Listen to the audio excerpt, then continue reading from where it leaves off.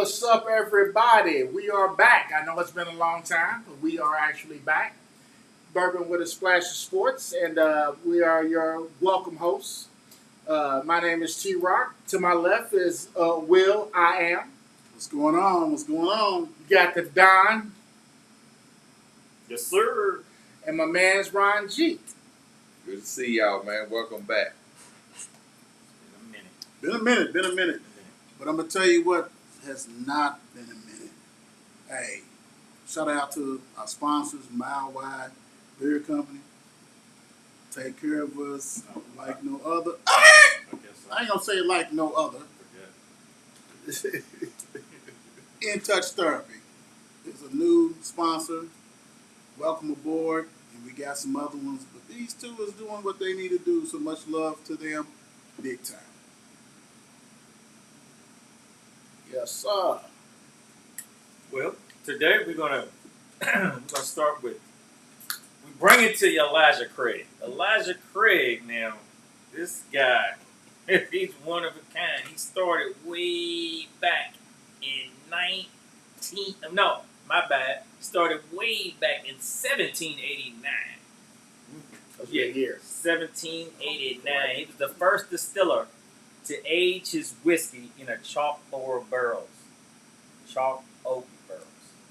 Some claim that it was accidentally fire that started. So got the barrels. He didn't do it on purpose. They say. But he tasted the whiskey inside and noticed how good it was. But then others say, he went off some old sugar barrels and was impressed how the char improved the flavor of the whiskey. So with that being said, why not tap in? Elijah Craig, small batch, 1789. Yeah, okay. Yeah, if I can only Use your nails. Yes, sir. There it is. Well, we know you got it. All right. You got it. Yeah. Old school. Can get it. Look, Can old really school, get it. that's the Like bottom. Old school. Would be. BH is in the house. We do too. got special guests. We in the house got a today. special Yeah, guest. yeah. We'll get Oh, with him yeah, in a minute. yeah. Right. We'll have him jump in the scene one time. Yeah, yes. We're gonna start. We're gonna start. Slow. Is it me or the glasses getting bigger? I swear, I was thinking. It's like, wait a minute. I was not. Just the lighting. Oh, okay.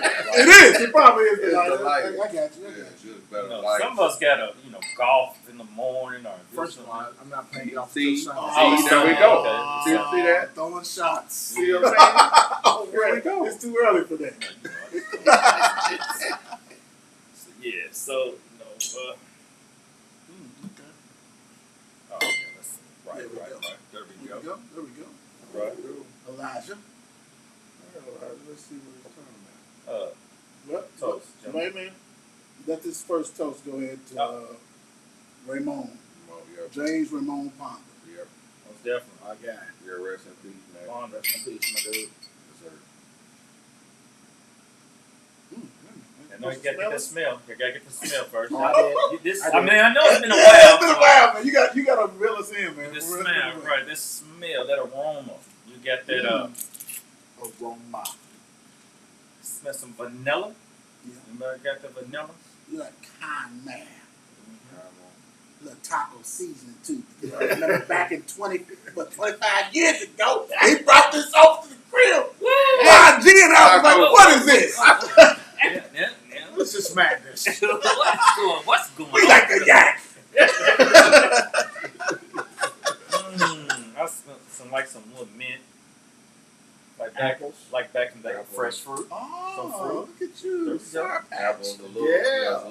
a little alcohol in the nose, That's indicative of a, fruit, Definitely. a little higher, not 80 proof, Smell a little queso. Oh, that's Spring Street. Let's drink up. Okay. Cheers, fellas. Cheers, fellas. Yes. Just a little six. This definitely was not what Taco brought over. He had to grab the bottle again, just Think make sure. about it. It's not. Elijah Craig is pretty much one of my faves. because it's not the expensive. Elijah Craig, you can catch it. I mean, at a good price. Small batch too. I mean, you can catch it less than $30 at your Kroger's or something like that. You know, work your way up. Elijah Craig got several bottles of that hell that you can experiment from. You got the small batch, the single barrel. You got, then we're gonna get to the when they start aging. You got the 12-year-old, you got the 18-year-old, you got the 21-year-old, you got the 23-year-old, and the prices just steadily just start ranking. What 100 at? Yes, sir. Yes. What 100 at? But then we also got right here, y'all see right there, I did bring that little extra little kick. That's that barrel proof right there. That barrel proof, you know the small batch right here, that's just a 94 proof right there. Lord. That's more of your easy sip. Yes, What is going on? But the barrel proof, ladies and gentlemen, 136.6 proof. I got like 4 hairs on my chest. I'm about that small. Yeah. So we got the barrel proof. How much is that? Again, what's that? 136 proof. Stop playing. 136.6. Stop playing, bro. I just Yeah, want yeah. to make sure it got a little more. He did the math on it. Just a little bit more. Broke it down a little bit. Right. So we got plus you got the barrel, you got the barrel proof, you got the toasted barrel, you got Elijah Craig, then you got the rye. They got the straight rye and they got the toasted rye. So yeah, They do their thing. you cannot go wrong. God, Who makes Elijah Craig? Heaven Hill. Oh, Lord. Heaven And Hill. Elijah Craig is pretty widely available. Oh yeah. Oh, yeah. You Right. don't have to hunt for it. If you get it and you like it, you're gonna be able to find it. Yes, sir. Yes, sir. You can. Yeah, you should be able to find it pretty much anywhere.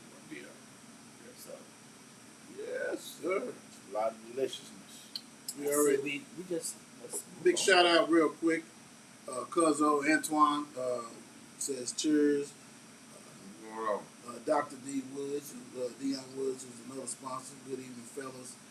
Hope everybody's doing well. Go ahead and comment. We'll try to catch them the best we can because, you know, we do have 90 and 1,000 proof over here. So I don't know how much time I'm going to be doing this, but I'm going to try to catch this when I can. I'm just being real. I mean, you know, just keep it 100. All right. So you guys know, like I said, we have not been on for a minute, but we will get back into rotation. There's been a lot of stuff going on. But Bourbon with a splash of sports. So we got some topics that we're going to talk about. And, you know, go ahead and comment. It's our opinion. You may not agree with it. That's life. So first up, let's see what we have.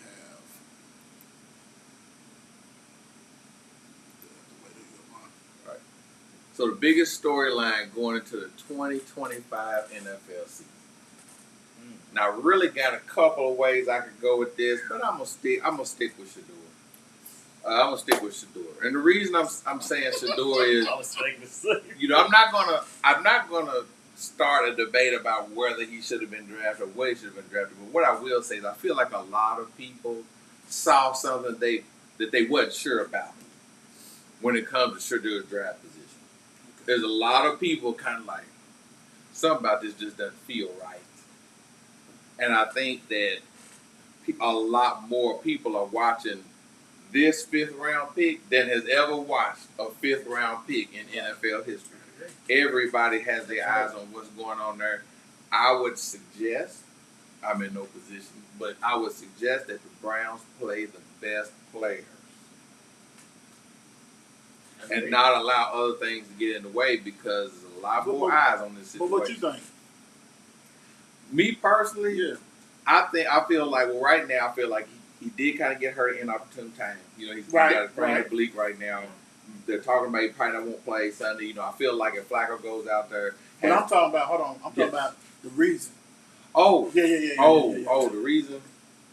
I definitely think that there were some people who may or may not have liked his attitude in interviews, things like that. You know, I know that matters some. You know, I think that, you know, some of the comments that Dion made about, well, he's not playing there. Right. I think those things kind of influenced it. I really think it's disrespectful to the Big 12, honestly, because I don't see how you put up those kind of numbers. I'm pretty sure if Shador had done the exact same thing at Georgia, we would be having this conversation. True. You see what I'm saying? So I feel like it was a lot of things come together. I don't feel like they had a lot of confidence in any quarterback outside of Cam Ward. I mean, Jackson Dart was the other first round pick, and he's going to be sitting behind Russell Wilson when it comes week one. So I don't feel like they really had a lot of confidence in any quarterback in this draft. But I would have liked to see Shedeur go a little bit earlier. I felt like his body of work had warranted him to go a little bit earlier. But I hate to say it, in that quarterback room, you can prove yourself. True. He's not stacked up against, 3 proven options. Right. So if he's who we all think he is, he needs to be able to come out of that quarterback room. True. And if he doesn't, and I'm just piggyback on your stuff. If he doesn't, then it becomes it's politics. Yep. If Dylan is the one that they go to before Shedeur, then it definitely is that. But also, you have opportunities, and like you just said, and you can finish that thought about his injury. Like that kind of, you don't need to take no injuries. Yeah, no, that was just, I just feel like it's an inopportune time to be trying to earn. They got 6 quarterbacks on the roster. Nobody can keep 6 quarterbacks on 53 One's on vacation, though. One's on permanent. He's on vacation for the year. He's on vacation for the year. They've got a lot. I'm curious of how they're going to whittle that number down. Flacco's probably going to be the guy to start week one. Yes. He knows the offense. They had a modicum of success when they had him. Right. But Pickett got hurt. Pickett's been hurt. Gabriel's been hurt. Shedeur's missing a little bit of time here. And it's just, and Tyler Huntley don't know our playbook at all. So it's a difficult situation that they're having to push through. And that's kind of the point. That's why I want Shedeur to get as many reps as possible. So I don't want any excuses. Give him his reps. Let us see what he can do.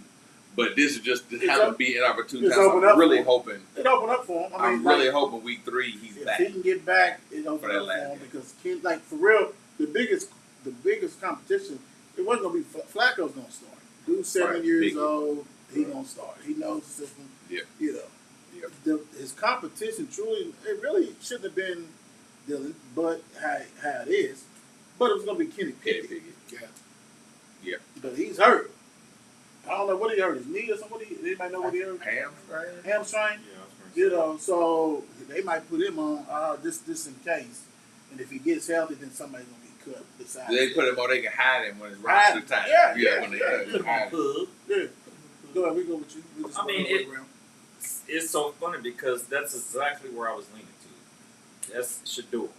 But to me, do we really know this oblique injury is actually happening? Do we actually know that's true?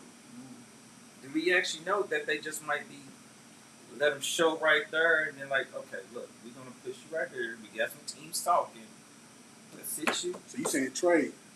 I believe this man's gonna get traded because when it comes down to it, you wanna have Flacco. You got the people are already talking in Cleveland. Cleveland's already in uproar. They making noise, and you got uncles out. You got them out there. They talking. They making noise. They want to see Shedeur, but you want to have this 40-something-year-old, even though he's 40, but he's 40-something. Put football years add on to it. So the man's about 60. So you want to have Flacco out there, and Cleveland's record is going to stink. So at that, the fans are going to start talking quick because they're going to be like, put him out there. We've seen what we need to see. We want Shedeur out there. So the noise is going to be going if he stays. They're going to have to choose what they want to do. And I just feel But you know what? He shouldn't start. I don't think he should start. No. Just because it's Cleveland.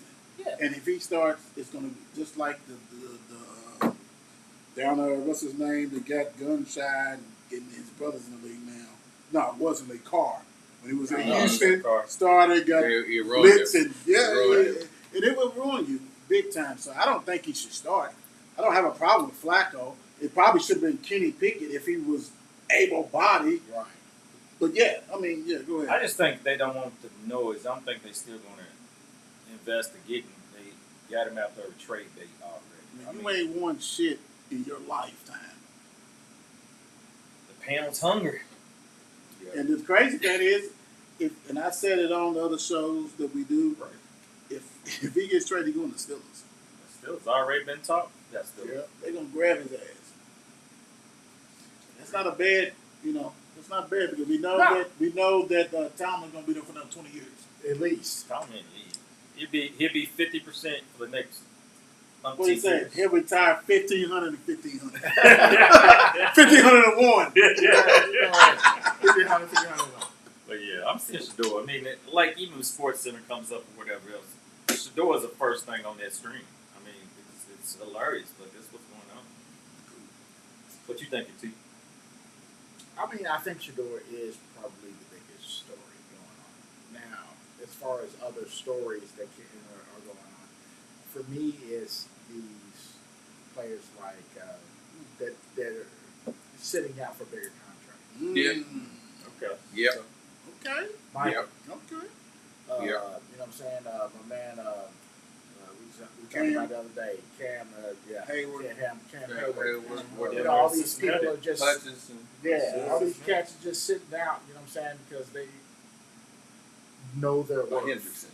Excuse me. Yeah. Know their worth. You know what I'm saying? And I get it. You know what I mean? But, Cam, like I said, he signed a contract, a year or two ago? 2 years ago, some shit I like that. mean, at what point, you know what I'm saying, do you think your poop don't stink? Right. You know what I'm saying? Like, Right. you are, you know what I'm saying, you are a man of a certain age in football now. We good. Micah's got a totally different thing going on. You know what I'm saying? He is a young man. And all he wants is his money. And he's earned it. I feel like he's earned it. You know what I'm saying? Jerry obviously feels a different way. So, you know what I'm saying? Although Shador is definitely probably the biggest thing going on right now. Another bigger story for me would definitely be all these top players who are actually, you know what I'm saying, sitting out from camp and all that stuff just to earn more money. Real quick, what's going on? Daniel's watching from Alabama A&M. My sister Cassandra Hayes said, "Hey, Shannon, in touch therapy. Good evening, fellas. All that good stuff." So, okay, let me go ahead and address what you said. Right. First of all, when you have Hendricks and you have Michael Parsons, that's my team, you get what you get because you should have re-signed people early. It's always going to be the next person up that's going to make more money than you. I'm sorry, unless they weak. You know what I'm saying? Yeah. When you got people set the market, then the next person, we see it all the time. Here's the highest paid defensive end. Oh, 2 months ago, the highest paid defensive end. It is what it is. So you got ignorant ass teams like my team that wait forever to sign somebody. Then you have people talking about, hey, I need to leave. I want to go. All kinds of silly shit. I mean, poor business. And it makes you think, how do these owners that have business, not the ones who just, inheritance and all this kind of stuff that was passed down. Right. You know what I'm saying? Generational wealth. Yeah. We got people who actually have business, and you wonder, like, how in the hell do you run that business when you making poor decisions on this kind of stuff? So I'm with you on that big time. But I'm gonna go a different thing. The biggest thing to me, as far as storyline and things like that, Lamar Jackson. That's pretty big. Lamar Jackson. What we gonna do, man? Cause what we doing? What we doing? Be more. Because hey, dude ain't number 28. I get it. He's our guy. If you tune in from some other state, believe this. Everybody at this table, he's our guy. And I'm not even talking about this solely him. I'm talking about Baltimore Ravens. If you get, to me, it can be so much better if you get that defense together. Yeah. If that defense can come together similar, not like with Ray, but similar, then they will win. Okay. Everybody wants to, I get it. It's always the quarterback. And when Lamar Jackson, who they said should be a running back, should be a receiver, you're going to have a lot of people that you under the microscope. Do 2-time MVP, should be 3-time MVP. Should be 3-time, right?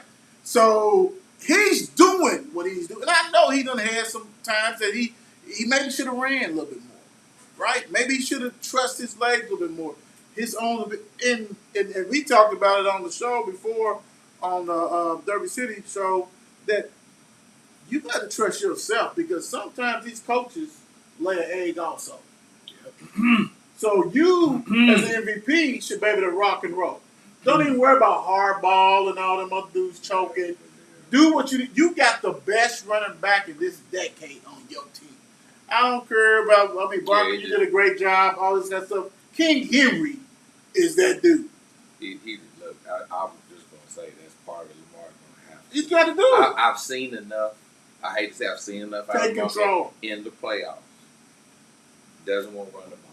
That's what it likes to. They want to put it in their best players' hands, but you're changing the game plan on the entire team. Everybody has been able to benefit from people defense's inability to stop that guy. Yeah. So keep doing it. Yeah, and I can explain from personal experience. Like when they played the Chiefs, my team.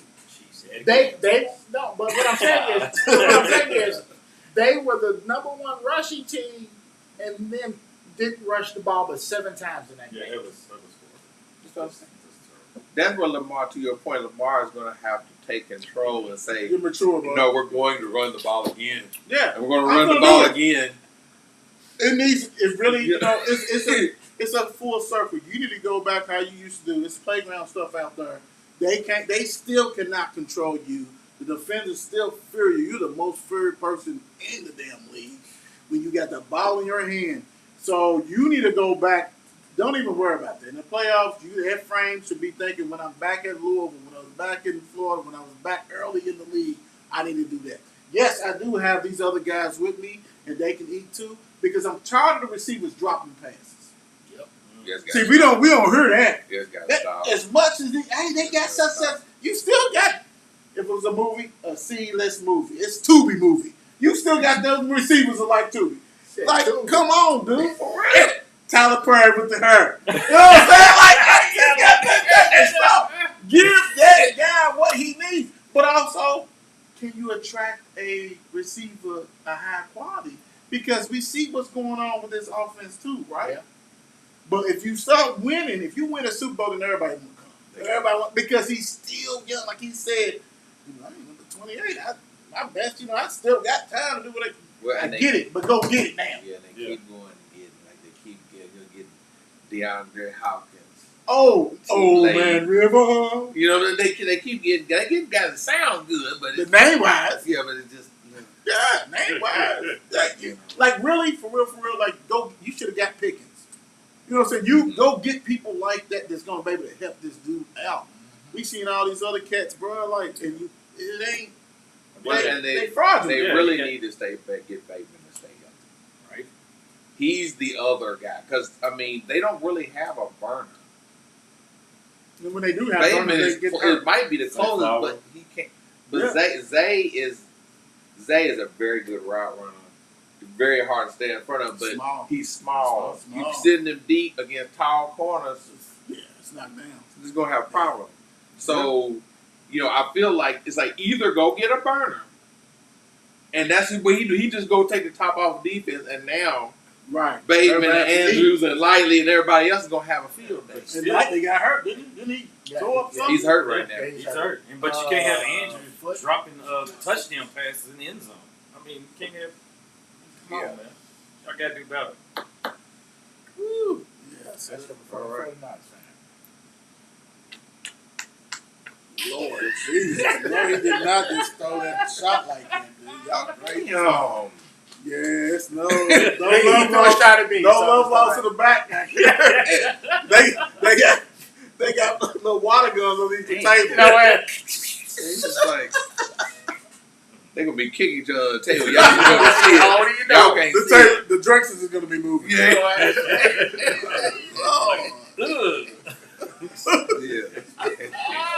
Oh man, let me tell you a little something about where Elijah Craig is located in. We're in Heaven Hill. Okay. Heaven Hill Bourbon Experience in Bardstown, Kentucky. Now Bardstown, they got quite a few things there. We all know that. But hey, I've been there. that was probably, matter of fact, when I went to the experience so many years ago and tasted Elijah Craig, I knew that was going to be my friend. Oh. So they also produced Heaven Hill, of course, Evan Williams, Elijah Craig, and Larson. So Elijah Craig is known as the father of bourbon. The father. What's that list again? He said Heaven Hill. Heaven Hill. So yeah, Elijah Craig, the father. Of Yeah, bourbon. I hope so. I had a bottle of Heaven Hill bourbon. It was fantastic. Yeah, there's some good ones. And he also probably had a bottle of Heaven Hill vodka, I had Heaven Hill gin, Yes. all that. And I'm sure they really, And I gave it. and I gave it to the people who walked the streets at night. they paid you a visit in the morning. Good morning. So from the taste, Gotcha. Go ahead. I was gonna ask y'all. So what did y'all get from the taste? From the Burning. taste. Oh, Cheese, cheese. to me it was smooth. It was Yes. smoother than Yeah, I I like thought it was going to be. it's To be sweet. honest. Really Sir, sweet. Sweet. Like Yeah. some spice, some accent spice. Mhm. You know, smooth and Way warm, sweeter than I thought. Right. pleasant. True. So, you know. Especially for that proof. Now, that Yeah. other proof. See, it's a little. You might taste even like a little, like a smoke of nutmeg or something like that. In the back when it's going down. Interestingly enough, though, it does feel like like eggnog or something. I feel like that would be a good Oh yeah. to match the To make the it- seeds and yes. the spices you use in the egg. Like I feel like that would be a great. I make a compliment. killer eggnog. I might use some Elijah. I don't even That's drink right. eggnog myself. You drink mine and you be climbing up the wall like Spider-Man. Not Peter Parker. I can't. I don't do a whole lot of eggnog because dairy Yes, and sir. alcohol. Yeah, I'm with you. Yeah, but Disagreement That where there next, should be that next day in unity. the morning, boy. It's I don't drink eggnog anymore because of dairy. Yeah, You know, once you get old, then you realize dairy. that's why you your be singing stomach curls used to in be the messed up. morning. Yeah. Back when you was young, I was wondering. Pour yourself on? Yeah, I can. You up here singing curls in the morning and fossilizing dough. Like something small. Oh, there it is. It wasn't Sir, too big. that's Yeah, that's just right. That's it. LA ice.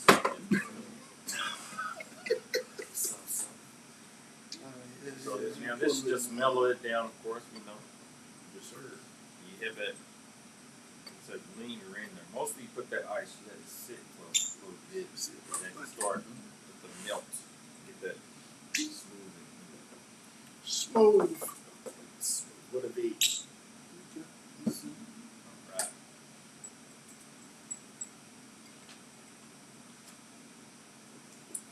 Say loud water.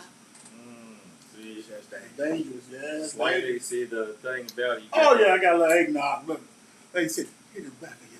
Yeah, yeah. yeah. Yeah, See, you get that sweet and then slightly a little toasty in there. A little toasty. Good toast. That's good. Hey, yeah, that's good. That's even. See, it even brings it out. A little We bit more. must have had a 3-year. Yeah, I don't know what. think we had I three. don't know what. I think we had the old Heaven Hill by 18 was pouring our shit that we had that night. With the All right. big bottles sticking up. Let's move it on. That's smooth. All though. right. That's smooth. All right. What we got next? All right. Should the handshake lines be banned at the games due to the physical altercations increasing over the years? Sportsmanship is really, really bad. And it's kind of sad because, being an ex-player, it's been, that was one of the things going to the line, baby. See, most of the time you're playing against your family member or cousin or friends and things like that. But now, people want to fight and punch people. And I'm not even talking about football. I'm talking about, you've seen it in basketball. Everybody got Cold hops. cocking and things like this. And it's ridiculous. And the coaches, I ain't going to say all the coaches. Some coaches, hey, there's no control of your team. So a lot of bad things are happening. I don't know the solution, but I'm just tired of seeing the disrespect. When you disrespect people in general in life, you're definitely not going to not going to respect who you're playing against. when you disrespect your mom, your grandmama, you're not holding doors for ladies, and all kinds of stuff that you've been taught manners is out the door. You're gonna definitely with basketball because basketball, football, sports in general, because you're heated. You know, that's why a lot of these coaches don't like to talk right after the game, because especially if they lost. I mean, you know, Still an emotion, and you. So these guys are in emotion, and you got other guys come through there smiling, laughing, you know, egging you on, and you know, some people can't take it. So you might get punched, you might get elbowed or whatever. So I don't know what the solution is, and I don't know, maybe, you know, you just acknowledge the beginning of the game, you know what I'm saying, like how they do the introduction, you know what I'm saying, start lineup. Maybe you do like how they used to do, people line up like the Star Spangled Banner, and after that you just come and shake each other's hand and you just walk away. Maybe the coaches, if they can, and I would say, because some of the coaches be fighting among each other. So it's really, just a poor reflection on society. And that's what it is. Because back in the day, we didn't have all that. You know what I'm saying? We didn't have all that. You didn't see none of that.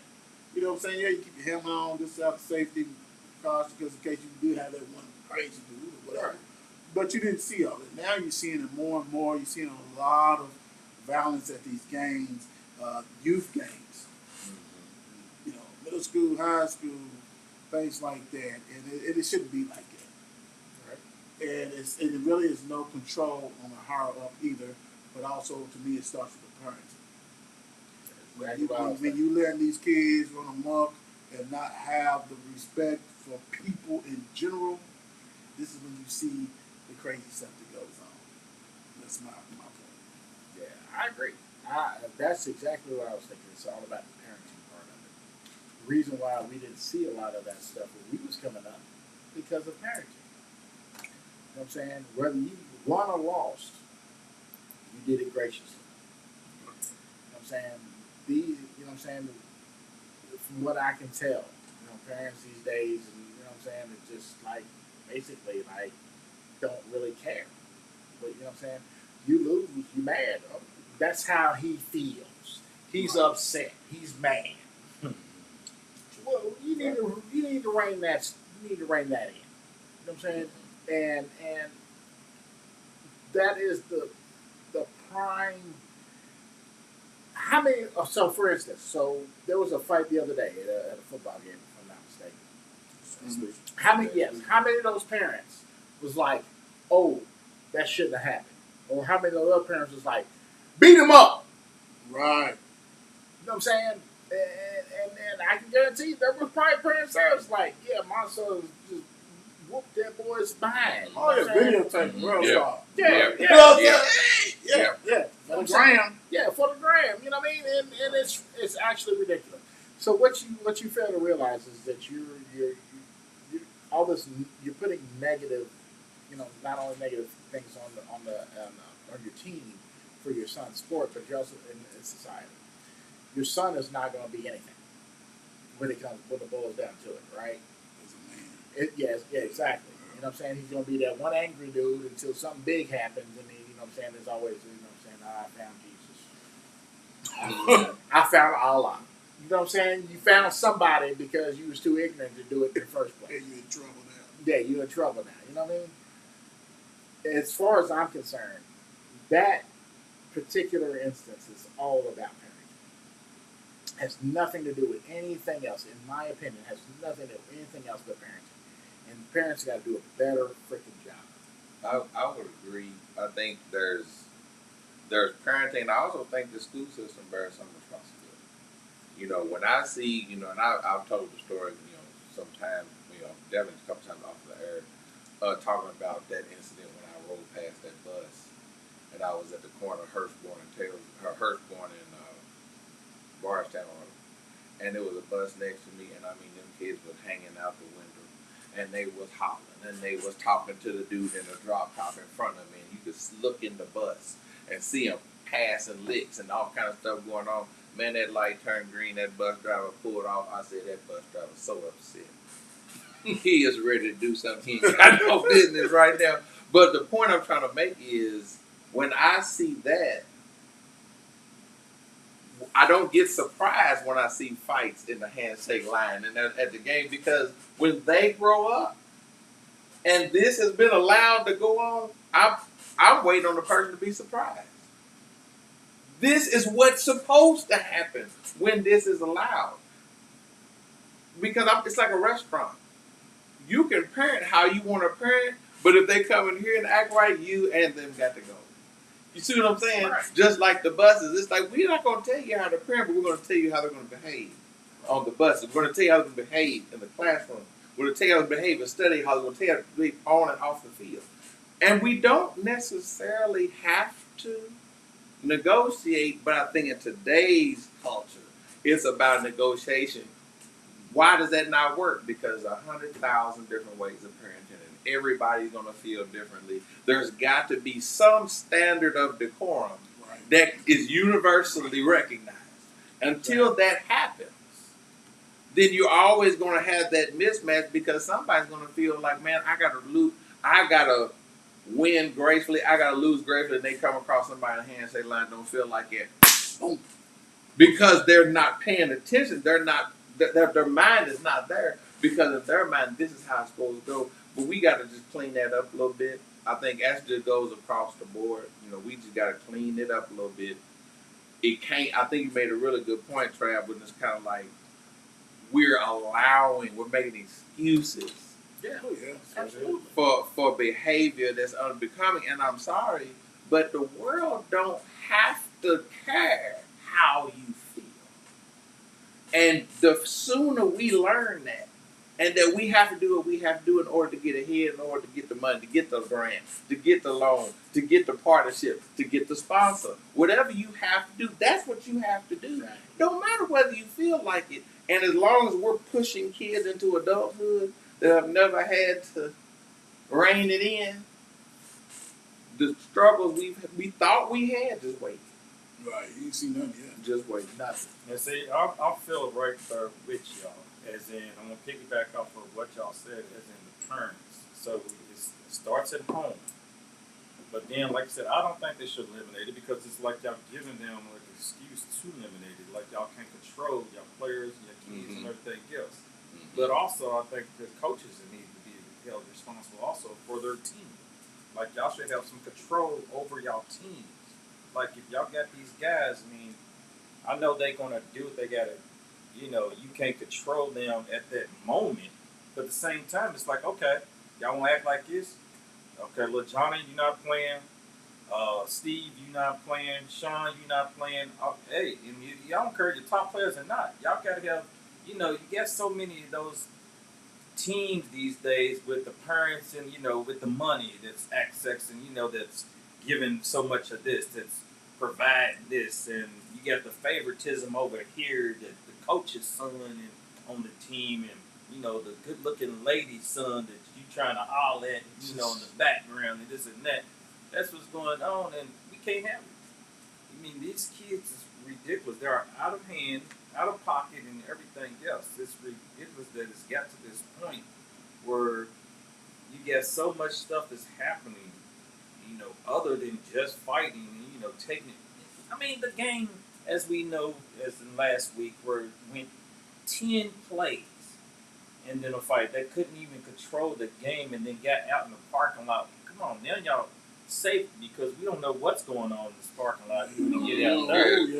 Yeah, they bring them in the game. Yeah, it's ridiculous. So they should know better than this. And y'all, the coach is going to have to put a stern foot down. And if y'all want to play for me, we got to be like this, or you don't play.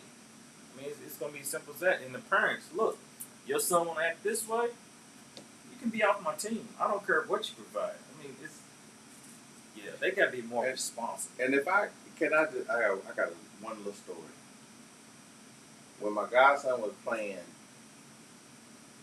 Little League, so this is, I think he would have been in Pee Wee at this time, and we were the home team. Played the PRP, we were the home team. I'm not gonna say the school. I should, but I'm not. Not the school, but you know what I mean, because you play for your little area, but obviously I'll say it. I don't give a shit.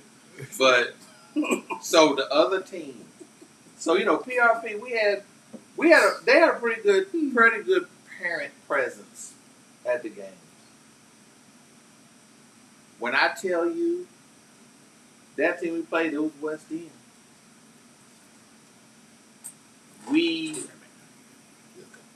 had, they might have had 6 people in the stand. Wow.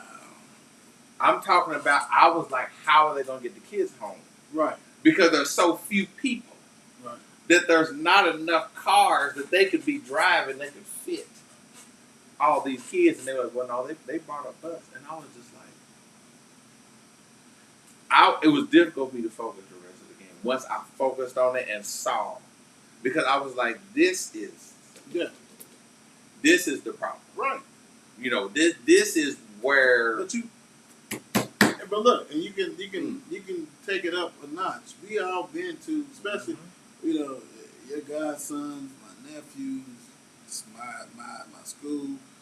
We've been to games where there's nobody in the stand, too, right? So that's another sign. Like you're saying, it's another sign when you only got 6 people. Like, what is this? What the hell is that? And they probably wasn't for the kids or somebody else. That's an issue also. You know what I'm saying? And nothing more embarrassing. I'm not saying, like, when you play these schools that are really into football and they really travel well, I'm not saying that, when you go play some of these schools that, they may have 50 people in there and the visitors, hell, they got to line the damn track because there's not enough space. Okay, I get that. I'm not saying that. I'm saying kind of like what you said with the Little League, when there's 6 or 10 parents in at the home game. Damn. So where the teachers at? Like everybody needs to buy in. Just don't buy in. I mean, I know you got a family yourself, but when they see the teacher Johnson out there cheering them on, to you know what I'm saying? It takes a village, and that's what we have lost. It takes a village. Because I can do it by myself. I don't need no village. Then Johnny somewhere else. You know what I'm saying? Lucille went somewhere else. You know what I'm saying? Because it's not just football. It's not just male sports. I've seen it in the girls' basketball and different things. You know what I'm saying? Let's keep it 100. Absolutely. It's across the board, and it's kind of sad on that one. But, that's great. I mean, I'm with you, Don. It's almost like, when I thought about this question, it was kind of hard for me because I love seeing dudes that I knew. You know what I'm saying? Hey, we hugging and things like that, but also, you need to be a gracious winner. Yeah. Because not everybody's undefeated. I'm sorry. So you know how it takes to lose. So you shouldn't be up there doing whatever you got to do because you know how that feels, right? You're not always. So let's teach everybody how to be, gracious winners, gracious losers. I understand no one wants to lose. We understand that. Somebody has to lose. But that skill goes throughout life. True. When you are trying to get a business deal, right? And they say we can't invest at the percentage you're asking for right now. We got to see more. What, you gonna smack him? How you respond to that is going to matter when you come back. Right. So it's not just a skill on the field of being able to win and lose life skills, man. Graciously.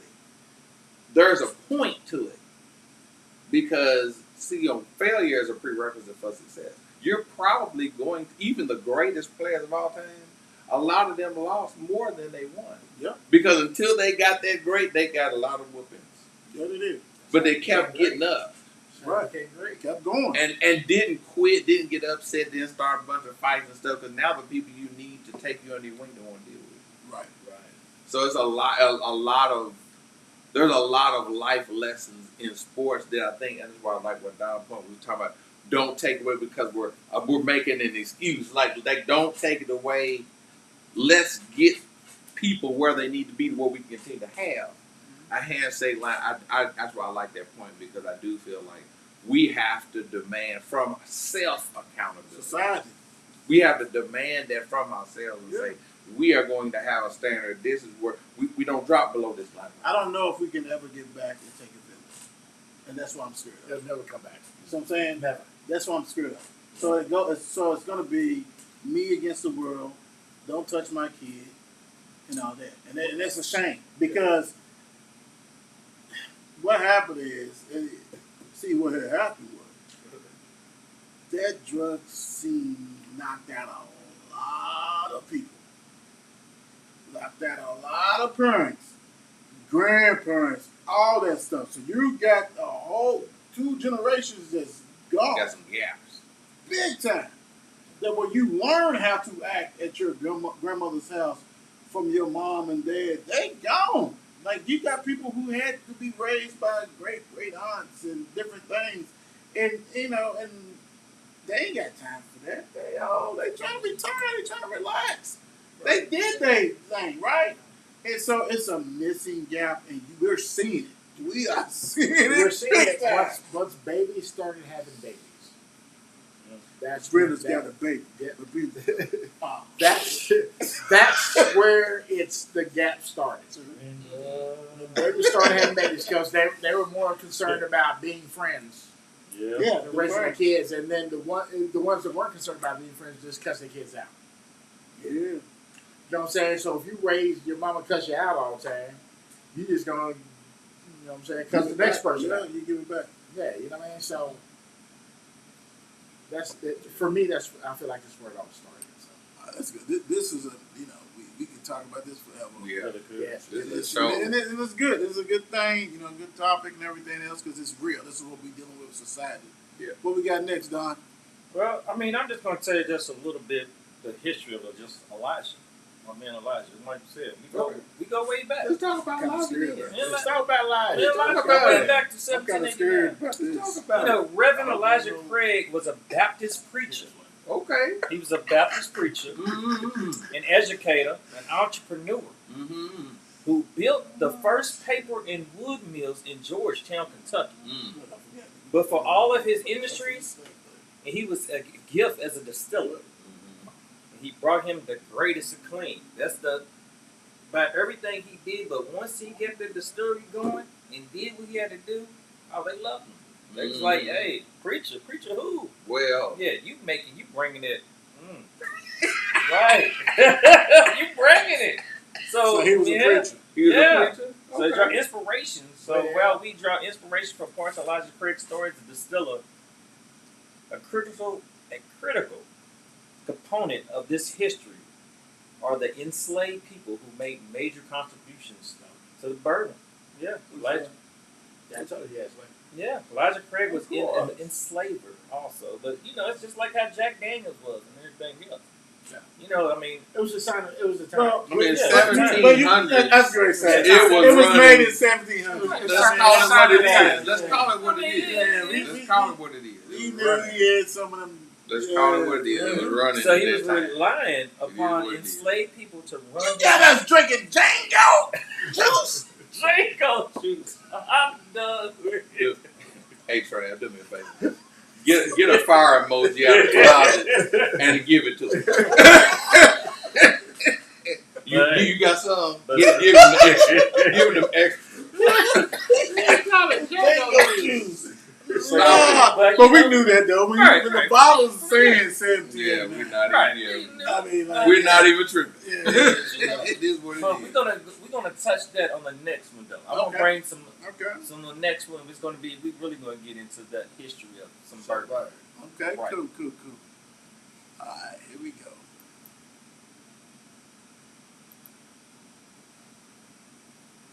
All right, people. So we know the NFL is just around the corner. Yes. Can we get a hoorah on that? Woo! Right? So who is your So we're going into see who is your MVP and comeback player of the year for this coming 2025-26 season. So I'm going to start off with y'all right now. Coming with y'all. Turn them cords though. So my Right. MVP going into the season is the man who threw 4,918 yards last year. How much? 43 touchdowns. The man who I got Mm. threw 4,918 yards last I year. already know. The best year he had since he's been in the league. He threw 43 touchdowns. That's the most he's had in a year. He threw only 9 interceptions. But the one thing he's going to need an offensive line to protect him because he was sacked 48 times. That's the second most in his history since he's been there. But the man he needs both of his top wide receivers to stay healthy. The man Joe Burrow. You going Joey Buckets? I got Joey Buckets. You going Joey Buckets? Buckets is my MVP Oh, going into this wow. season. And the comeback player of the year. No. Let's do that. Everybody do that, and then we come back we to that. doing it. Yeah. Damn, you went with Buckets? I'm going Buckets. You gotta stay healthy, though. Yes, he Who does. wants to jump in there? Okay. Patrick Mahomes. All right, this is over with. Everybody's gone. I'm teasing. Where we go? I'm teasing. This it's deteriorating. I'm teasing. All right. I'm teasing. I just thought I'd throw it out there and see what would happen. As you can tell, people left the table. Hey man. All right, we're gonna give you some time to think about it. Petty Ice. I mean, Patrick Mahomes. All right. I said him earlier, and I'm gonna say it again. This is his year. I think if they don't do it this year, I'm still young. I'm going with Lamar. I think Lamar, he done lost some weight. So you cut weight to be quicker. I think he knows he needs to run more. And it's so crazy because he still get 1,000 yards not running. That's the scary thing. Yeah. Be elusive, make the defense come up, throw it. I'm going to go with Lamar because really probably should have won last year, and I get it. It's the MVP. Fatigueness goes on. But I'm going to need you. I really want you to be and I hate to do that. I hate to say this. I really need you to be the MVP as far as in the Super Bowl, most outstanding player, most valuable player, all that. Because, like I said, if he ever, and I said it on the show the other night, if he ever gets into the Super Bowl, he's going to beat he don't lose against the NFC. Mm-hmm. He blows people out. It's been made abundantly. Has he lost? Yes. Yeah. But that record against the It's NFC sparkling. is ridiculous. Sparkling. Agreed. And he may throw up some numbers that's out of control Sparkling. if he ever gets there. But I'm gonna go with him. I think he's gonna be driven. Let's go. Yes. I'm gonna have to say, I would probably say Lamar MVP because I feel like Lamar on his best day, nobody else can have a best day like Lamar's best day. True. I feel like Baltimore is they're a little bit deeper from a skill position perspective. True. They had a couple of years during his tenure where it was just like now 10 starters on offense and defense are hurt. It was just he can't do it all. This is crazy. But they've had a little bit better luck of late. So I'm looking for him to have enough help. But I just feel like that his impact goes far beyond his stats. It's just him out there. When he steps back and pulls that ball out, those safeties are like, uh-oh. Right. I took a step that way. Now I'm in trouble. And then if I don't do that and I take it the steps way and then he's coming this way, Lamar has unique athletic ability to cut off an inside foot. It's like little stuff like that. His ability to get to top speed in about 3 steps. It's. But you know what, though? Real quick, all that talk about you need to be receiver, running back, kind of probably deprive us of greatness. Because they just, if all that, we know it's always haters, it's always doubters, but you can see him trying to be a pocket passer. Dude, you had an arm at Louisville. You can do things. And you can get, like he said, I'm still learning things about it. You can still learn things. What I'm saying is, you was too busy trying to appease them. Yeah. But that's when you get in the playoffs, Yeah. where I'm trying to just stay here and look like, Petty Ice is Petty Ice. You ain't Petty Ice. And you ain't got to be Petty Ice. Lamar, you that guy, dude. But they did a lot of hate, but they're 41 touchdowns, 4 interceptions. come on, bro. Nasty. 4. Nasty. That's what we want to see. Nasty. That was difficult to swallow for a lot of people last year. I agree. Pretty Ice. No, I'm going Lamar. Honestly, like Patty Ice has, it's from what I can remember, it's never been like regular season MVP. It's never even been. You know what I'm saying? He's usually like Super Bowl Super Bowl. You didn't have to say, look over here and say Super Bowl. I did. I looked up there. Hey, that's tough. Pat's got some MVP. That's Got some tough. regular season MVP. That's tough, You know though. what I'm saying? That's But tough. Lamar does his thing.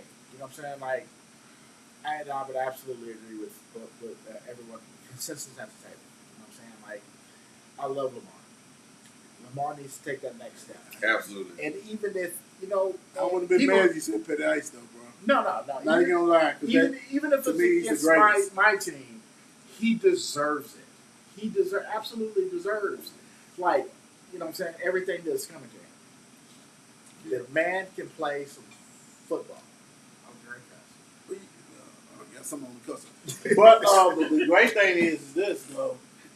When he goes against, like, the Chiefs and stuff, like you have to earn it because it's a mind game.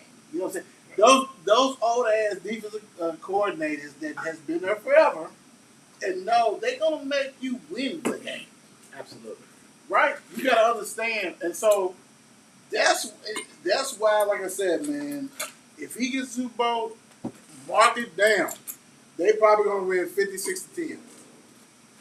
Oh, yeah. I'm serious, Yeah. because dude don't miss. And But he nobody. said you better not miss. He don't miss, bro. No, Look, don't put no ice in that, though. He's not afraid. Burrow proof is going to come up too. Well, yeah. That's the last. Okay. So Come Joey back Bucket. again. Nah, and I ain't He mad got at Bucket. Joey Bucket. I ain't mad at I Bucket ain't mad at you. because if Bucket's ever healthy, Yeah, so you keep Buckets healthy. You get and he's got the you weapons. got Higgins. Higgins It's can play a full defensive season. weapon. Chase can play. Yeah, and his offensive line. But also the defense keeps him out there.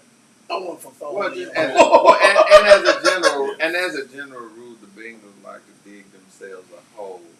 They like to start out 0-2. But they say in 1-3. another one. They like to start out slow So and then have to run off, rattle off. You So as know, an Ohio NFL team won a Super Bowl? from Ohio. From Ohio. Super Bowl? No Super Bengals Bowl. are- They're allergic to Super No Bowls in Super Ohio. No Super Bowl. They win championships in college. They been. They Woo! won. Jeez. Comeback player of the year. Yeah. Go ahead. Comeback player of the year. That's what we're looking at right now. So myself, I got Aiden Hutchinson. The man just played 5 games last year, but in those 5 games he had 7.5 sacks. In He those 5 already lost, though. So He already lost.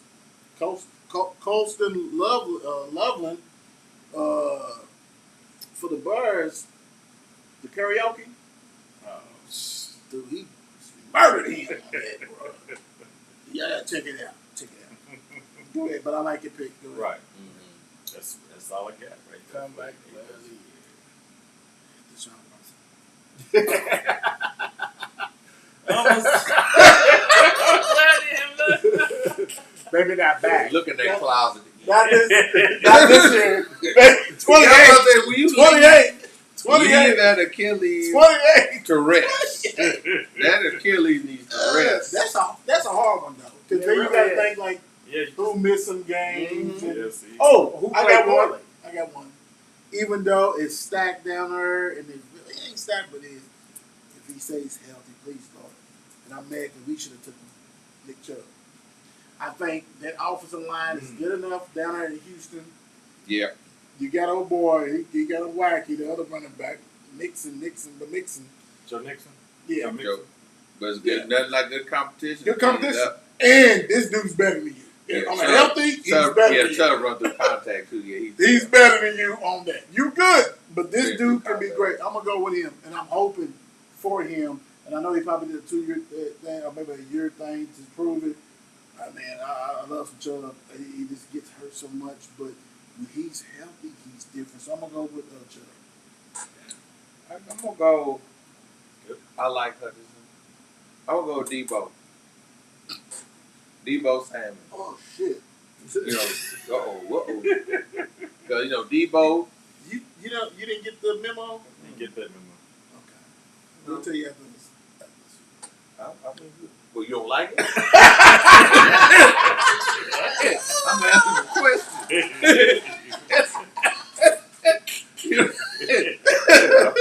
I'm sorry for the indigestion. I mean, but I say Debo. You know, what I mean, Debo coming back, new team. You know, Washington was playing some good football last year, and you added a very one of the most versatile pieces.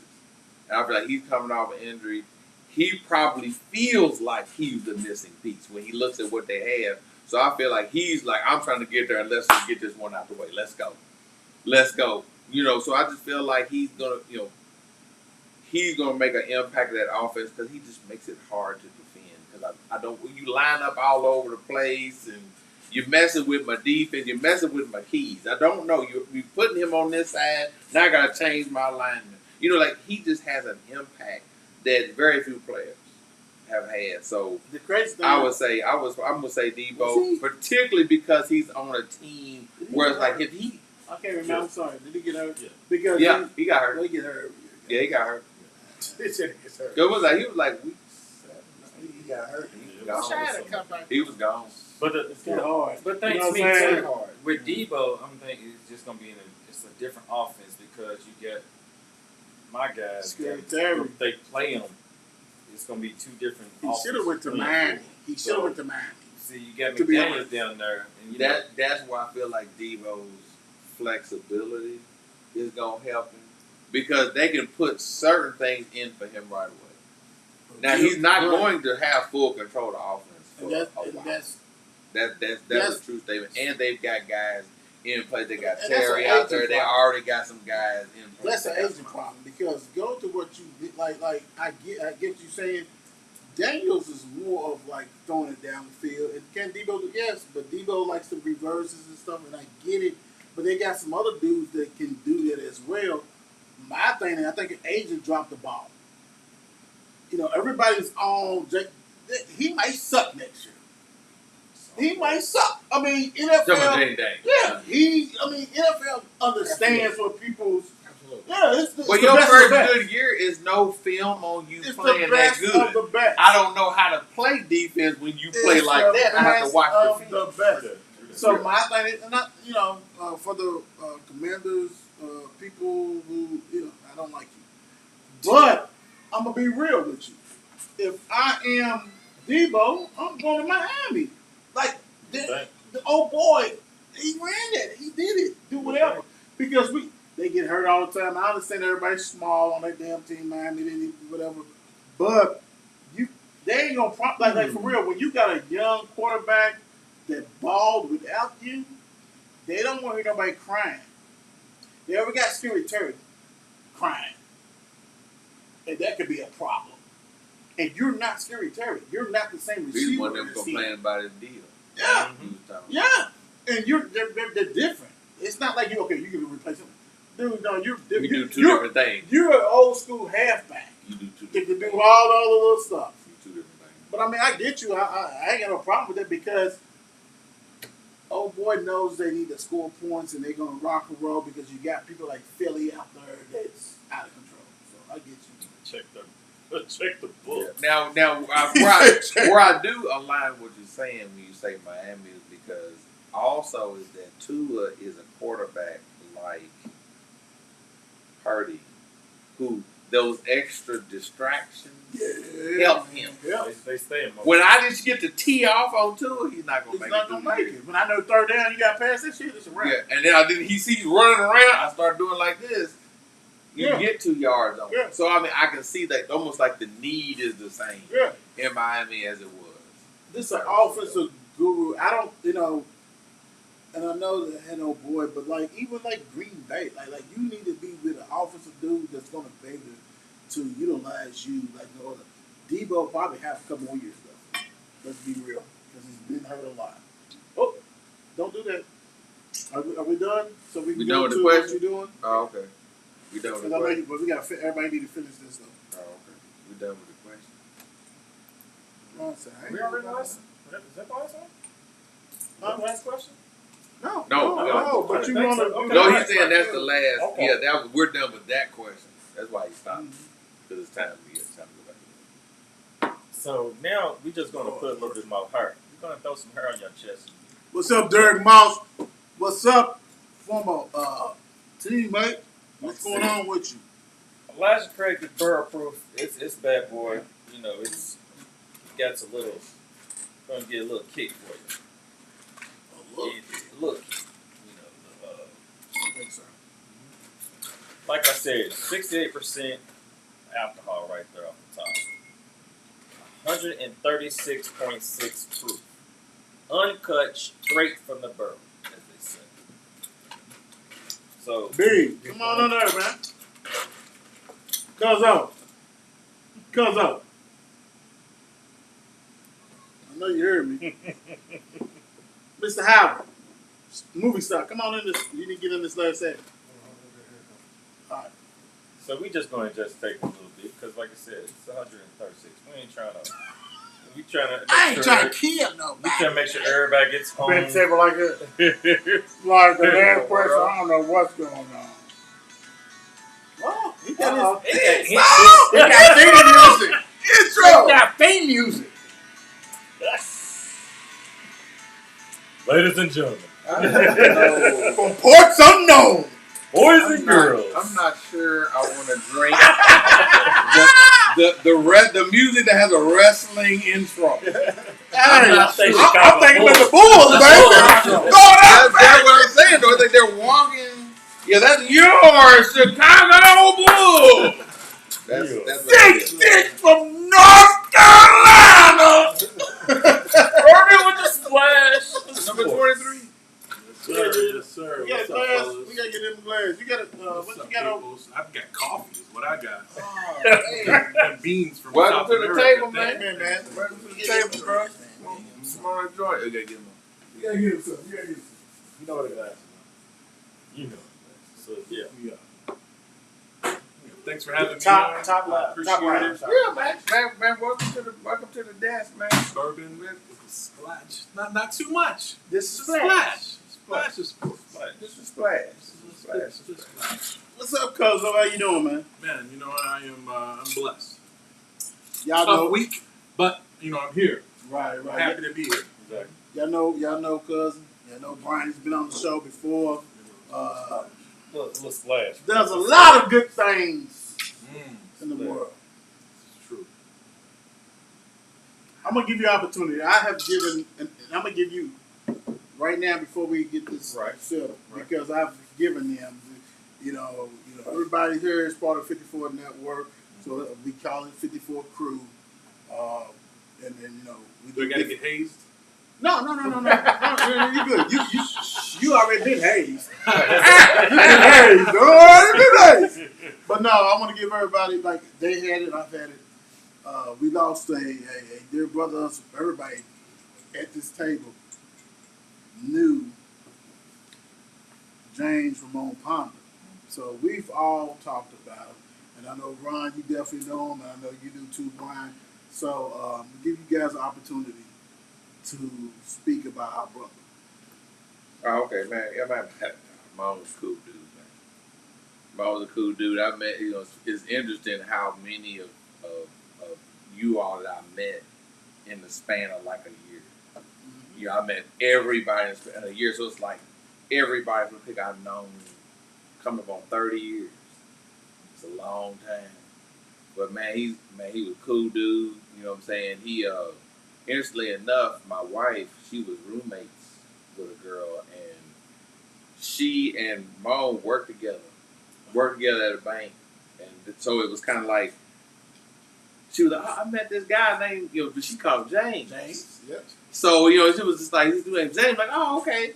He came up to the house one time. I was like, what's up, Mom? And they was like, everybody looked at me like, oh, man, I've been knowing him. What are you talking about? Right.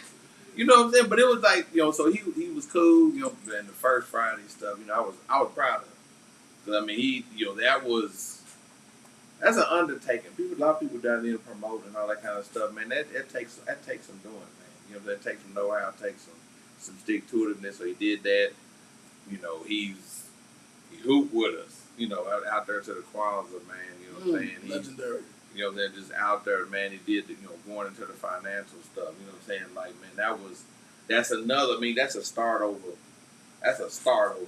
You start with down here and build that up, man. And just really, the last time I talked to him he was telling me like, man, make sure you holler at me when it's time, because I don't plan to retire, but Right. I don't have too much long before I theoretically could. And I'm like, man, I'm gonna holler at you. You know what I'm saying? I'm gonna holler at you, but unfortunately, God had other plans. Yeah. But we what I'm saying, miss him. But it's hard when I know somebody he's dealing with a lot of stuff. He has some health issues, and all those type of things. And I can't help but feel like he's feeling pretty good now. Like, he's watching the show now, and that it's okay.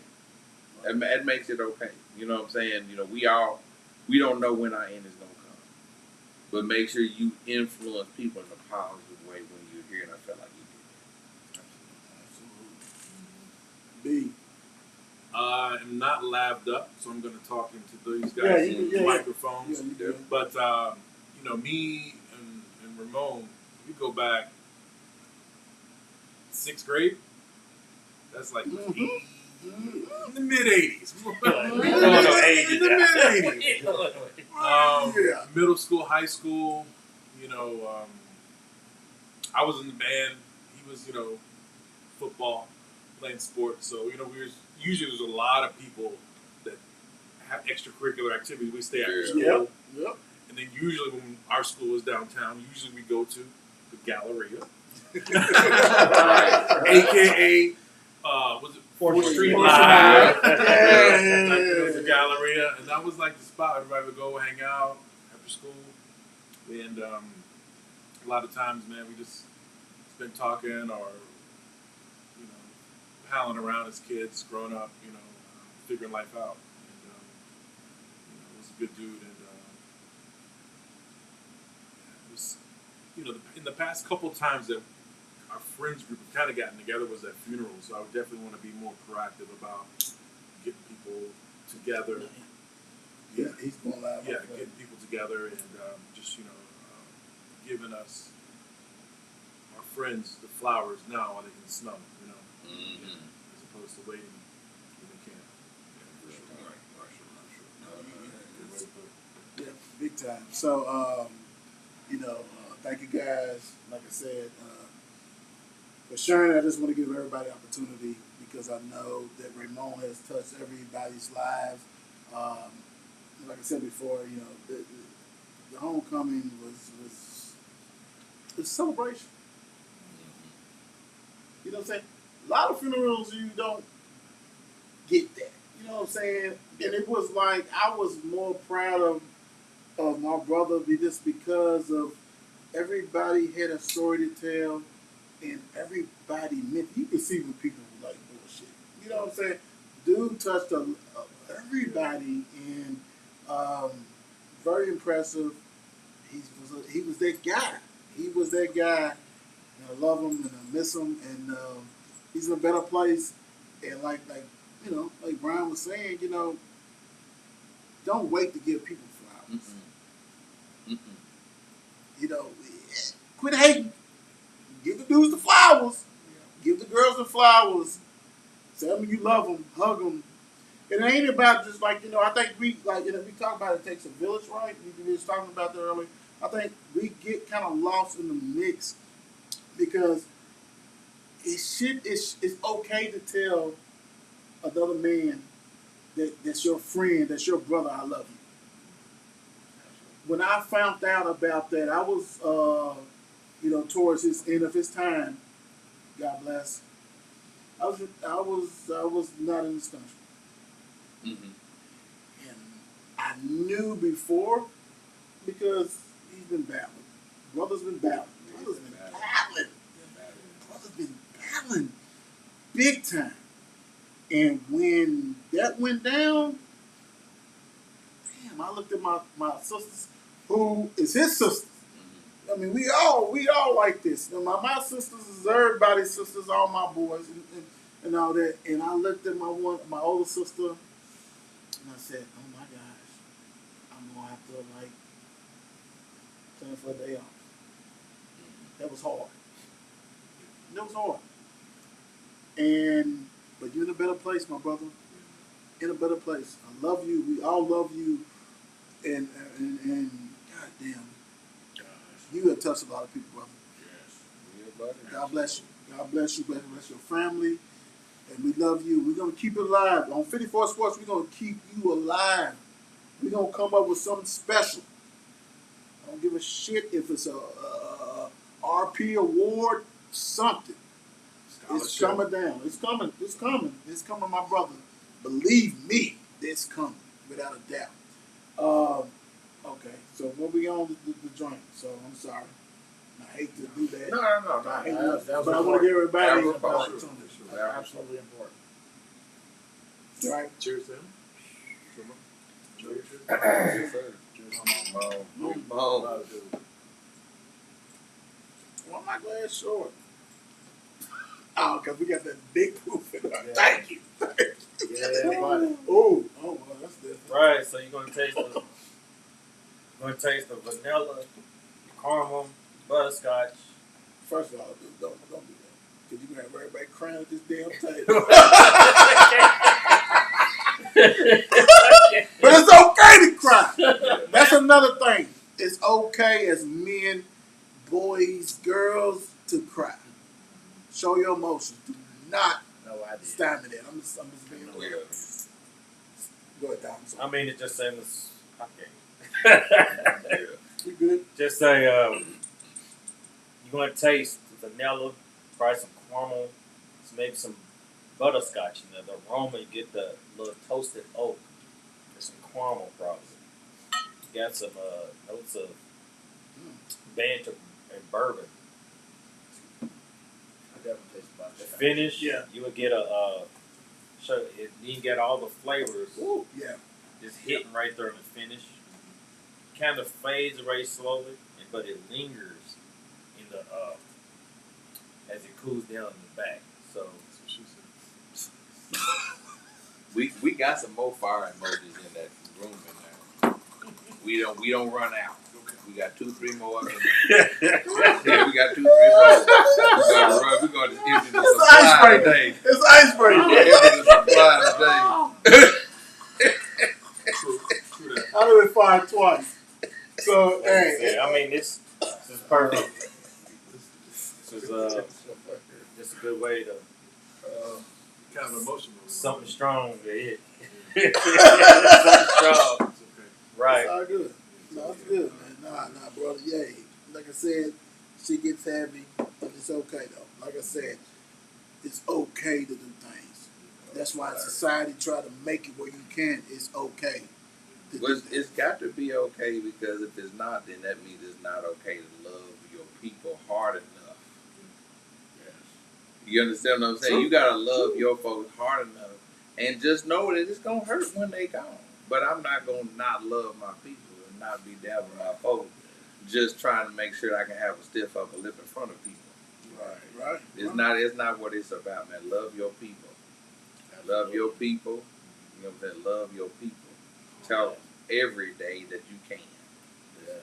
See the thing to Ron's me. the reverend trying to get it out. Yeah. The thing to me, though, you get times have changed, because you had where you'll say you're here today, gone tomorrow. Right. But now it's you're here today, be gone You today. might be gone today. Yeah, Mhm. so like D was putting it, give your flowers, everything while you can. Acknowledge your brothers. I was gonna also maybe like let go. Let's say if in the past maybe you had some comments, some words. Just Right. forgive. Right. Forgiveness is more for you than for that other person, because it hit you twice. In your mind you're gonna have thoughts about what happened, and then to that person you may feel a certain way, but just let go, let your love flow, and you can really build some bridges to last a long time. Yeah. All right. Before we start having a Oprah Winfrey moment, which we've already had, which is great. You get a card. You get a You card. have to do a little more. Here we go. Do you read that? I can. All right. Should college basketball teams bolster their schedule due to what comes across as bias in the attorney selection process. Oh, that's a good one. What you gonna say about that, man? But I'm going to say yes. Because it was, you know what I'm saying? And again, I'm going to speak to Louisville. Because it was more than apparent. Mm-hmm. Speak on that. Uh-oh. That No, I was reading some of the stuff. No, R.I.P. Raymond Ponder, Amen Ron. Go ahead, I'm sorry. No. That's important. So, I'm gonna say yes, primarily because of the seed that Louisville got. They beat a team twice, and they still got a higher seed. You know what I'm saying? And I can't speak to Clemson's schedule, other than Louisville beat them twice. I understood why the NCAA did it, primarily because they were trying to sell tickets in Lexington. Right. That's all it was. They were trying to sell tickets in Lexington. There is an obvious bias. And I think, if I'm not mistaken, Josh Hurd is not on that committee, but he's on the women's committee. And this is a problem. This is a problem. There are teams that shouldn't even be in the playing game. North Carolina. Right. North Carolina. Preach. Let me, and yet you're going to give a team that ended up regular season top 10 in the country an 8 seed. When it was all said and done, they were definitely in the top 25, but you're still going to give them an 8 seed. It makes no sense to me. This makes no sense. Apparently there is a bias in the selection process. And you can't tell me any different. The teams that were on top deserve to be the teams that are on top. I'm going to say after maybe the top, we'll call it 8 teams, everything else was a wash. Everything else was a gamble. Right? Louisville, because again, this is who I can speak to. Louisville they got a I'm gonna go ahead and fuck that. They got a bullshit ass bid. Okay. Thank you. Why I got to be on one of the cups? I got you, dog. They got a bullshit ass bid, and everybody knows there was not a pundit or anybody who said that anything about who covers college basketball. That when they saw that shit, they was just like, Louisville 8 seeds. Speak on that. Something ain't right.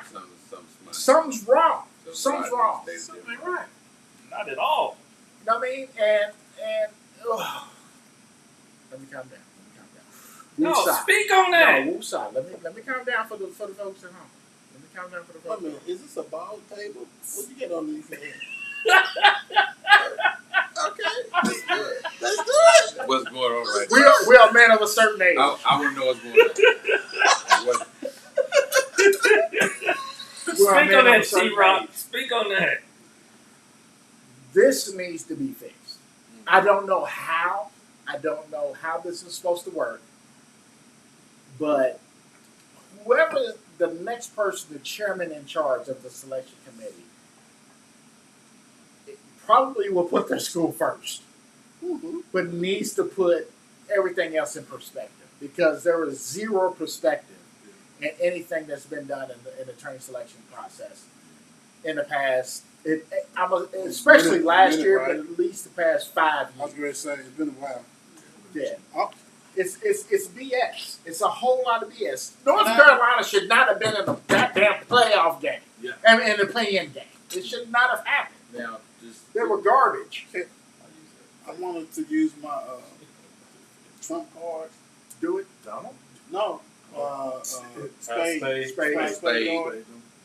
Can we, and I love this, and we can, I just want to add to it. Please. Let's get the banner back. True that. Michigan Oh. stealing signs all year long and only got hit on the wrist. $30 million for a team that makes probably $500 million a year. What is that? I I mean, I'm not trying to like. No. I'm just throwing it in the mix. I'm throwing it in the it mix. should be. I'm just throwing it in the mix I was thinking. because You saying we have to fight because all hard that's no matter having what. an influence. Everything, everything is backlash because they still look at Louisville as Conference USA, Metro, no respect. One of the highest, if not the highest, Adidas shit, that, deals and everything. But because they know that the fan base is only one fan base is probably more than us, and that's Kentucky. Let's be real. Let's be real. I mean, for real. Let's be real. But Louisville does this thing. We sit there and took it on the chin. It's been so many teams that has done crazy worse stuff than we did. Yeah, it was bad. It was bad. We understand it. But they didn't lose that shit. They didn't vacate their wins. So, Kelsey has to work harder. That's why you got a schedule. There's no way the Louisville should have had a freaking 7, 8 seed, whatever the hell it was, period. They was up there ranked high, did what they had to do, and you still said, yeah, I don't want put us out west. San Diego, I don't care. We didn't have to be in Lexington. You put us against one of the hardest, and I get it. They beat Louisville. No one's saying that Creighton does not deserve to be, they beat us. They did what they had to do. But Louisville earned a better seed, but it's a stigma that comes. And I'm going to say this, and I don't know how you can do it. Just put the shit up. Put it up. Everybody else is disrespecting the NCAA, which really doesn't have a pot to piss in anyway. Stealing signs to win games, and you didn't vacate no games from Michigan. None. You know what that reason was? We didn't want to penalize the student athletes. What the hell you did with Louisville? I'm going to blame the coach. I guess you didn't blame the coach for Louisville shit? Put it back up. Put that third one back up. Yeah. So I would say the answer is yes. The answer is yes. And I want to piggyback off both of your points because really they both influence. Clemson, we beat Clemson multiple times. Beat them in the ACC tournament. They still get a higher seed, and what was the reason? What would they beat Duke? Right. You see what I mean? Like that one win counted that much? Right. Secondly, you should think about the depths that they'll go to when they want to keep you in a certain band for whatever reason. They didn't just underseed us; they underseeded Creighton too. Yeah. To make sure, because when we played Creighton, Creighton was not only they're same situation we were. Second in the Big East. True. Lost in the championship game. And got that. You see what I'm saying? But they got the 9th seed. Like they did, so they actually messed it. And where were we weakest at inside? And they played to put us against a team with a 7. They did what he wanted to do. You see what I'm saying? So it kind of goes to show that some of the teams that didn't have any business in there, those then had to be influenced because in order to make this seeding make sense, we have to do some other stuff. So it kind of goes to show what y'all spend most of the time doing in that room, which is not necessarily picking the best teams, it's picking the best matchups. Yeah. But matchups don't have nothing to do with it if that's influencing who gets in the field to begin with. True. So it's showing me that there's multiple motives. I totally understand the business side of it. I know CBS paid y'all a lot of money. And they want the matchups, they want eyeballs on the television. But sport is supposed to be a meritocracy. That's a big word. Our record, I'm our killers on the show, baby. That's where we're supposed to be.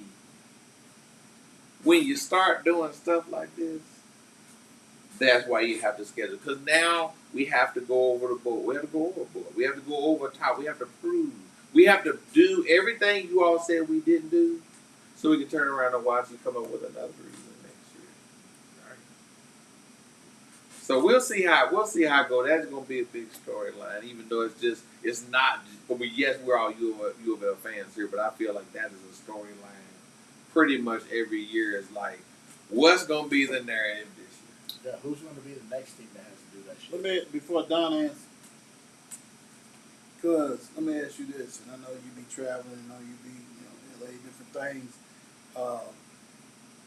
and I know like you got the weather, you got all kinds of stuff. You got a lot of sports there. We understand it. They won championship, but you got a lot of people who like other stuff to do besides that, right? True. So the feel of the state fans, the feel of the pulse of the fans with Southern Cal, UCLA. When you out and about or whatever, are they like? Besides going to see Juju, are they like, let's go see this or what? I mean, how's that? You're talking about like people, let's say in Los Angeles, Right. who want to go. They're there, but there's a lot of sports. Other stuff to do. There's usually like what a pro team. There's like 2 of each. Right. Basketball. The college. Let's say baseball, college. Let's say college. Well, I when I first got to LA, I was there in like in the Reggie Bush era. When, like the college guys Had to go. were like, even though I would see Robert Horry in the club, but like the college guys had more pull than like some of the pro teams. You know what I'm saying? What's that? What's my man, Matt Leinart? Yes, sir. Yeah, so we would be out and about. Right. But there's so much to do, with the proximity of let's say UCLA and USC, in between.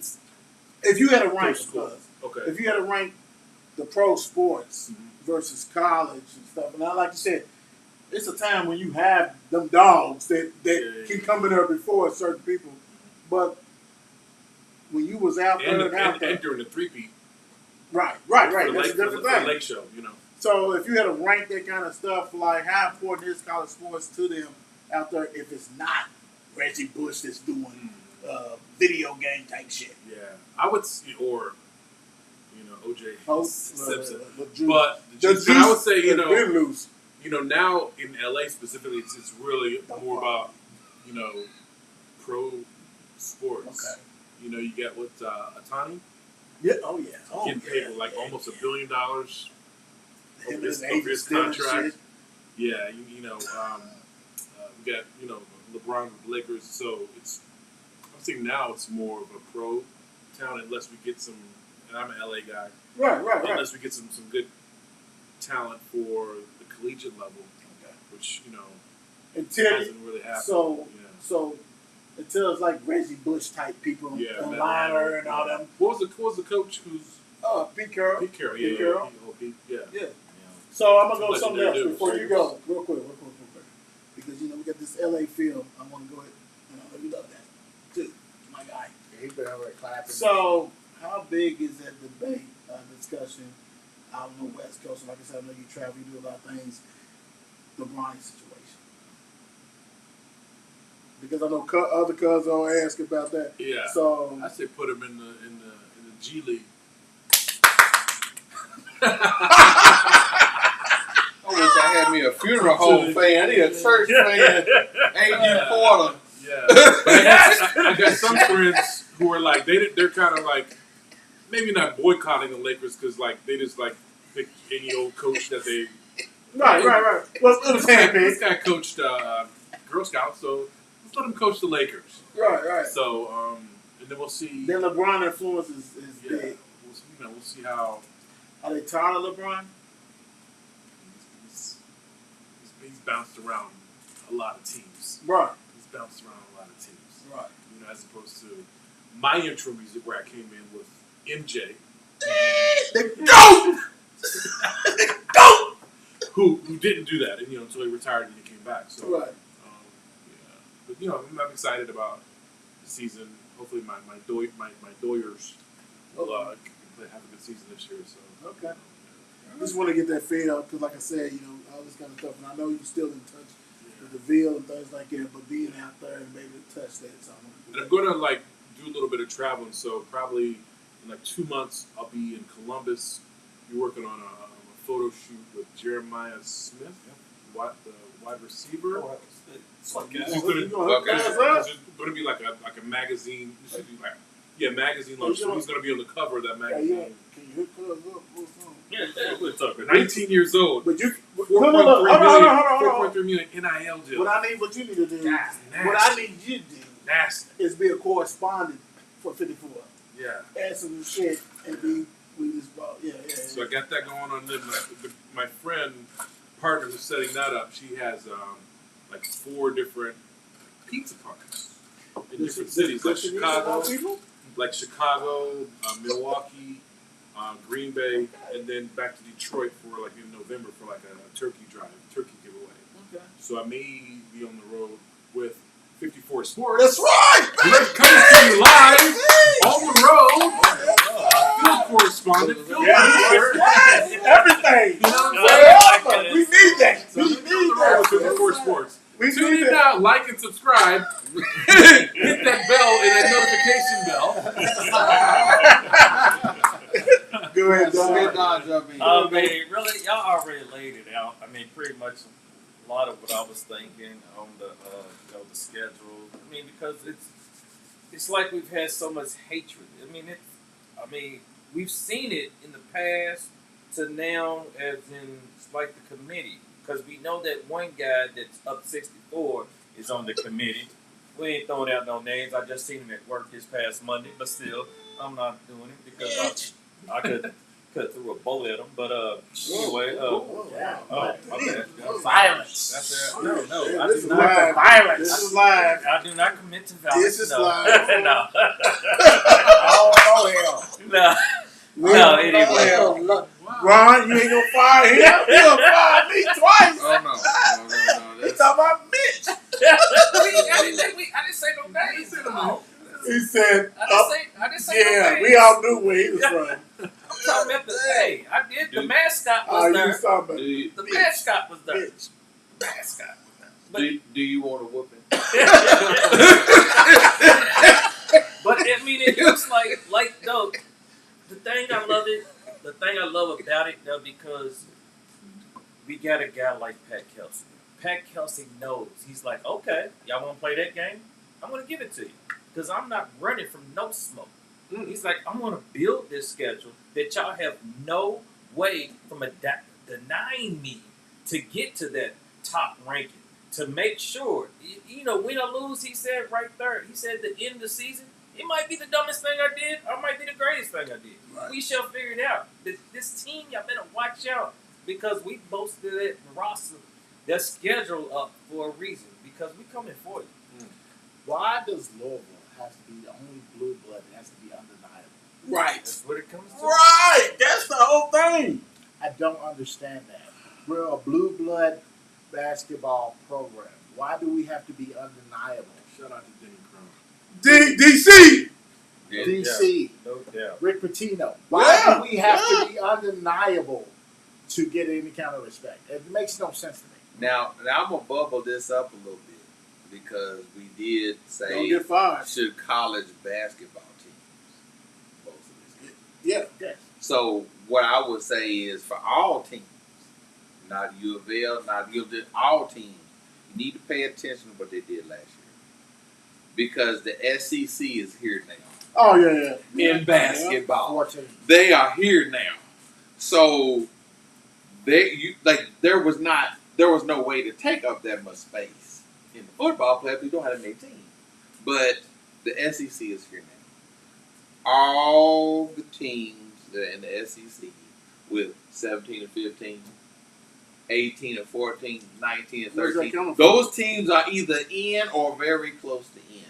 So a lot of those teams in the Big East, in the American, in those conferences, I would highly suggest you get those schedules up to date because I don't really give a damn if you were 28 and 6.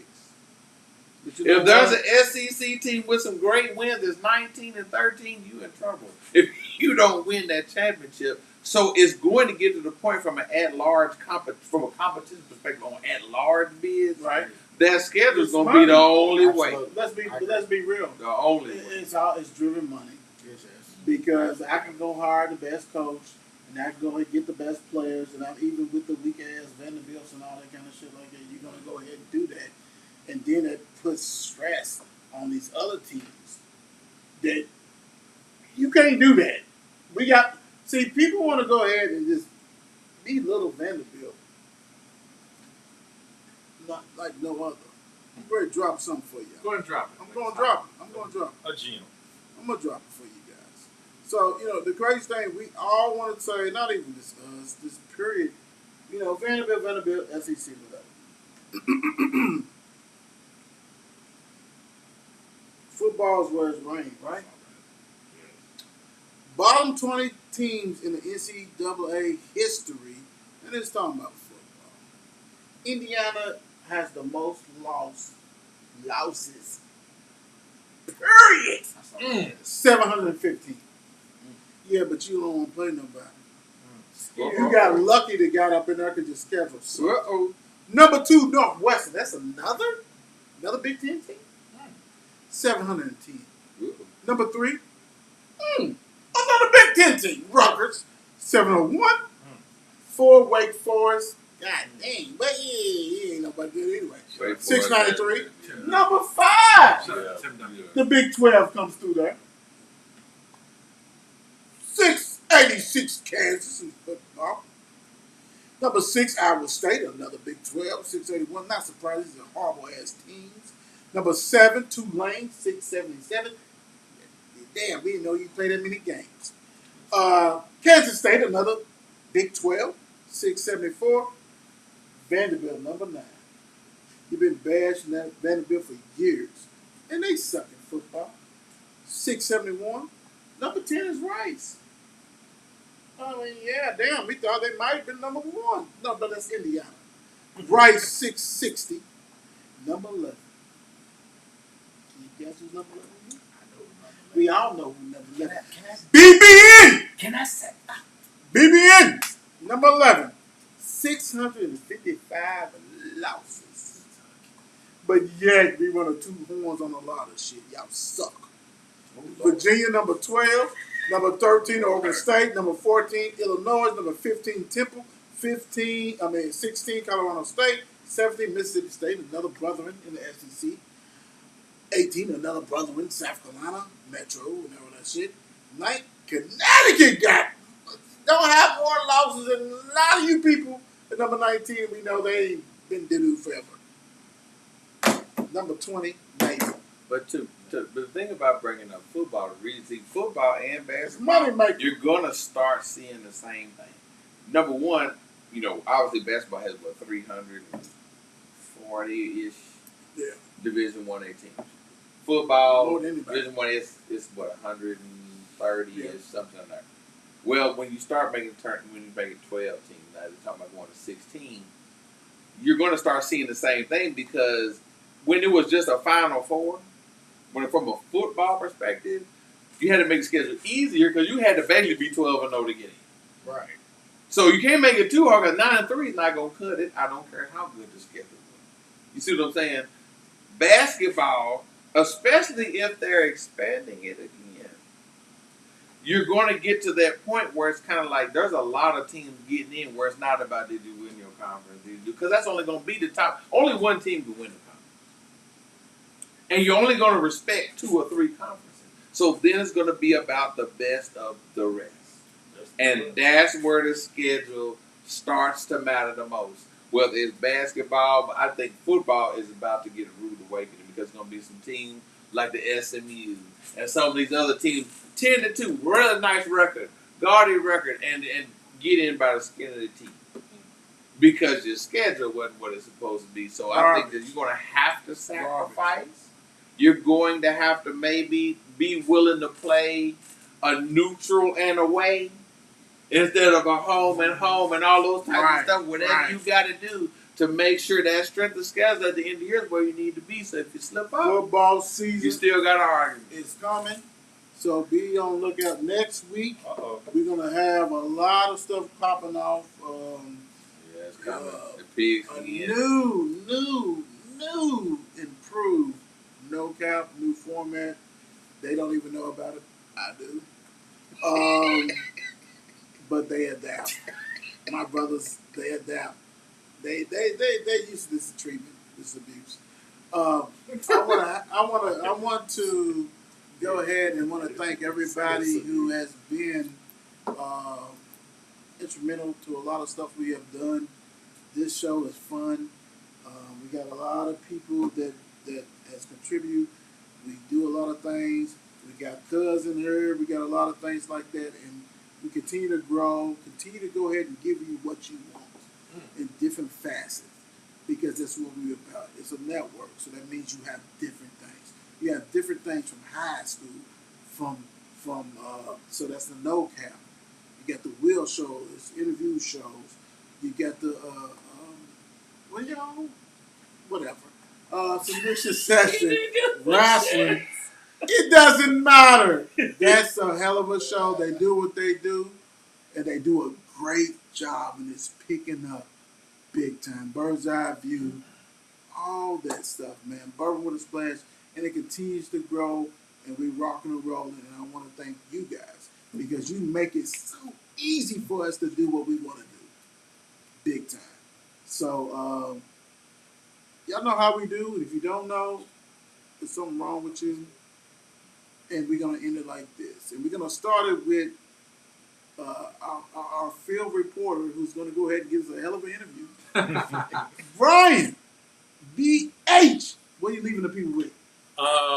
Some positivity and love. Stay encouraged. Stay blessed. And we're looking forward to having you back on the next episode. Yes, sir. Yeah, Raji.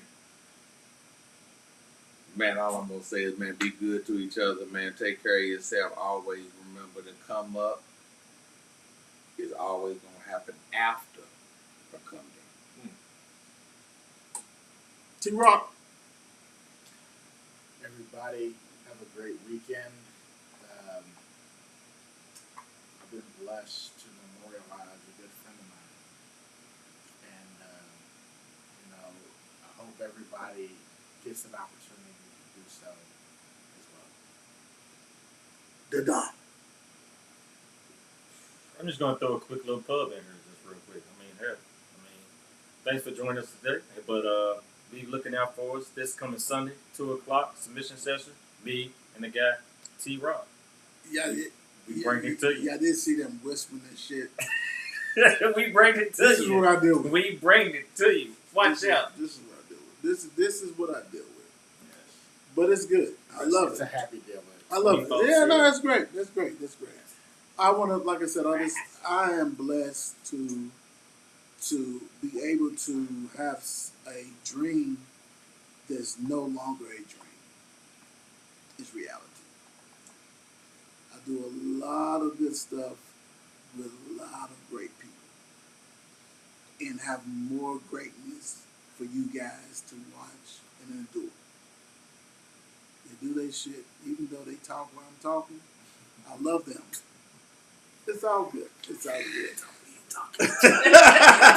But look, we out of here. Thank you. We might have a little bit of snippet stuff tomorrow as we go ahead and still contribute to, and actually not even contribute, but tribute our good friend Raymond. So we got a lot of different things, and we're gonna have some live mics and do some other things with that. So thank you guys. We appreciate all the love you give, and we give it back to you. God bless. We out of here. Peace. See y'all, man.